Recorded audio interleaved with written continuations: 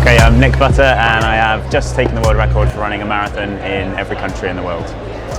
Wow, so you've had a long journey. Yeah. I think we met about 3 years ago, 2-3 years ago, something like that? 4, I think. Just before you started. Just before I started, yeah. Yeah. So since then you've obviously gone and achieved this fantastic accomplishment. Yeah. So tell us a bit of the backstory as to kind of I suppose the whole backstory is when I was younger I did a little bit of running but kind of got into it, and then did a bit of cycling, did a bit of rowing, did a bit of sailing, just had sport in my blood, and then you just grow up and get a job and everything gets a bit more boring, and then most people like me just kind of get into running for a bit of fitness, and then you start to get competitive with yourself and then others, and then maybe on the main stage, and you want to get competitive with everybody. My discipline was always ultras, so much longer distances. If it's a short distance, I'm useless. If it's a long distance, I'm much better. So I went into that, and then after a long period of time, I was running out in the Sahara Desert in the famous MDS race, Marathon des Sables, and I met this guy called Kevin. And Kevin was this, I suppose, this push over the edge into doing something that I really wanted to do, and he inspired me to create something that I was really passionate about and to do what I'd really been dreaming of. And really sadly, Kevin had terminal prostate cancer, and it was his message of, look, if you really want to go and do something, then just go and do it. And so I did. I had no idea what that was, and so we needed to think of something that was going to raise some money for the charity, that was going to get some awareness for Prostate Cancer UK. And then I realised nobody had run a marathon in every country in the world. So what better place to start than to research if it was possible. And ultimately we came down on the side that it was maybe doable, but it was going to take a long time and a lot of money. And then it took 2 years to get to the start line. And after that 2 years, it then took another 2 years to finish it. So it's been a long 4-year journey. But you are officially the world record holder. Yeah, we've taken a few. So fastest man to visit every country, fastest person to run a marathon in every country in the world, because nobody had done it before.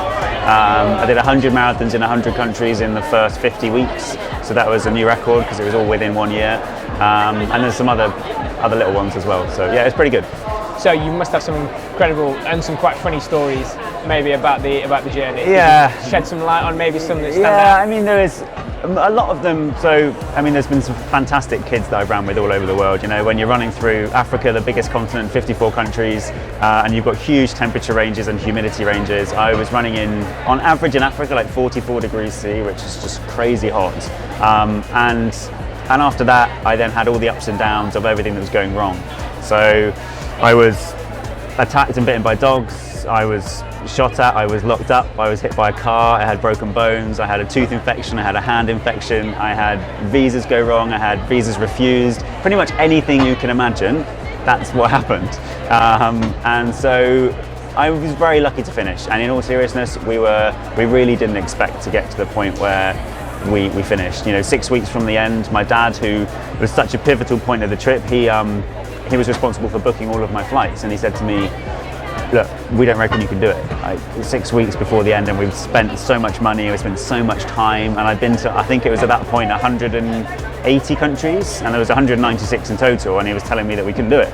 Because I had my visas refused for Iran and for Yemen and Syria and Libya, and then we had to go and sort those out, and it's not just a phone call. It took like literally hundreds of people to get it organised, and so there's a hell of a lot of stories, but a lot of it in my mind at the moment, because I only finished a few months ago, is the stress of the end, because it was so scary to not potentially finish, but we did. And Kevin, my inspiration behind the whole journey, was supposed to be dead by the time we finished, which for me, seeing him at the finish line 5 years after he was diagnosed and given 2 years to live was just like this mind-blowing feeling. And we crossed the line holding hands with the rest of the guys from all over the world in Athens, in Greece, November the 11th, and had the most amazing time. So I sum the whole journey up as using the one word of just people. Without people and the community of the runners all over the world, it wouldn't be anywhere near how good it has been. So it's fair to say that, I mean, you ran in every country in the world. Yeah. What's your top three? Top three? I could do continents, that would be cheating though, wouldn't it? Top 3 continents out of 7. I think I love Guatemala, I love Sierra Leone, there were some really beautiful countries in Central America and in Central Africa. Actually, I had some really lovely friendships that formed through the likes of the Congo, which just I wasn't expecting that, and some brilliant people who supported me in Syria. I arrived in Syria after getting myself through the border from Lebanon, and it was just, there was protests going on. We were driving through these blockades of flaming tires, and we got into Syria, and I was pretty terrified to run in Damascus. And then by pure coincidence, I was running with the under-19s female national football team, and they were happening to train in the stadium in Damascus, and they were like, yeah, we'll come and run with you for a bit. And had I planned that, nobody can tell me that from the beginning. I just wouldn't have believed it. And so there's too many countries to pick, but Guatemala, Sierra Leone, and some of the more dodgy ones that turned out to be pretty special. So, motivation must have been a massive part of this. Yeah. Not just as you've spoken about the personal reason behind the whole challenge. When it got really tough on some of those days where you maybe had not much sleep, you've been running the day before, how do you kind of really pick yourself up and say I'm going to go for a run today, I'm going to do this? Motivation is a strange one, because I think it's very individual for everybody that's running, and everybody's doing it for different reasons, which is the beauty of running, I suppose. But and for me, it was different reasons on different days. So I had 22 different bouts of food poisoning over the 2 years, which was horrendous, and I had kidney infections, and if anyone's ever run with a kidney infection, that is not pleasant. And waking up in the morning, throwing up, and then knowing you've got to go out in crazy humidity and 40 plus degrees at 2 in the morning, like crazy hot, and you just think, why?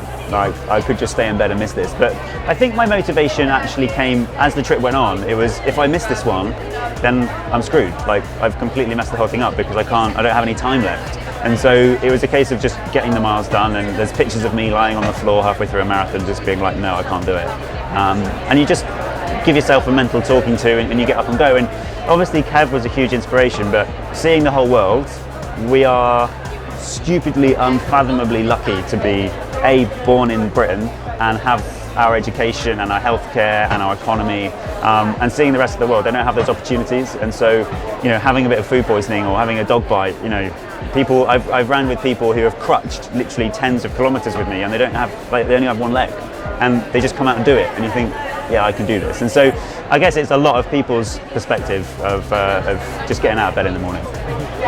So throughout this journey, you must have run on a whole lot of different terrains. We've been asking people kind of what was your favourite terrain to run on, and why? Okay, so give me a flat road with nothing else. It's pretty boring. I would prefer hills, like a little bit of hills, a little bit up and downs, just to kind of mix it up in your legs. Obviously, they get a bit stiff otherwise. I was running up in the Nepalese mountains, up at 4,500 meters in Nepal, in the Annapurna circuit, up at Fishtail Mountain, and it was monsoon season, and we were just covered in leeches, and you don't want to run through that because it hurts.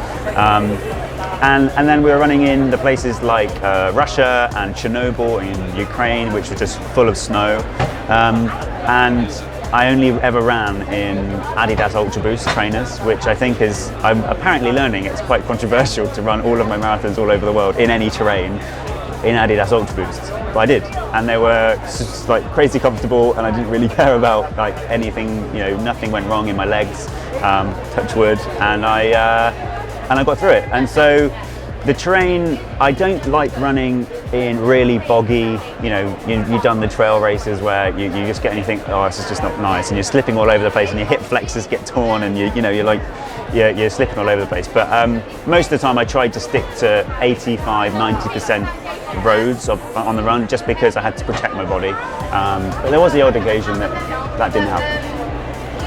So, in terms of, we want to ask people, when you, I'm trying to think. If you could have dinner, we'll go with this one. If you could have dinner with any athlete or anybody in the world, past or present, who would it be? Yeah, that's a very good question. Well, I actually had dinner last night with one of my heroes, which was Laz Lake. Very, very brilliant bloke, and Dean. The king of ultramarathon running, Dean. He and I chatted yesterday, and we're hoping to run together in the next few days, and so hopefully that's going to happen. There's so many brilliant runners out there. I'd love to be able to just rock up on a park run one day and run with Paula and Mo and all of the greats. But also, I ran with people, I ran with a war veteran out in Kosovo, and he was such a lovely bloke, and he was telling me these stories. He wasn't a runner at all, he was virtually walking, but it was the most amazing run. And so I think if I was to run with all of these incredible people, it would probably be lost, because there's other great people out there too. So, do you have anything else in the pipeline, or are you just going to take some time off? So this whole year is really busy. I am doing a speaking tour around the UK, Europe, and now the rest of the world. So basically sharing the story and hopefully inspiring, especially kids, to get out and do what they love, but also persuade adults to make a little bit of a change in their life and follow their dreams before it's too late, which was Kev's message to me. And so that's very busy. Lots of talking. Got my book out, which is available to pre-order on Amazon right now, called Running the World. I need to finish that, and then it's out later on in the year. And other than that, I'm running. So Malawi, I'm running the length of Malawi in November, doing circumnavigation of Iceland in July, August time. And then my next big trip is over to North America for 1,000 days, hoping to run around all of the national parks.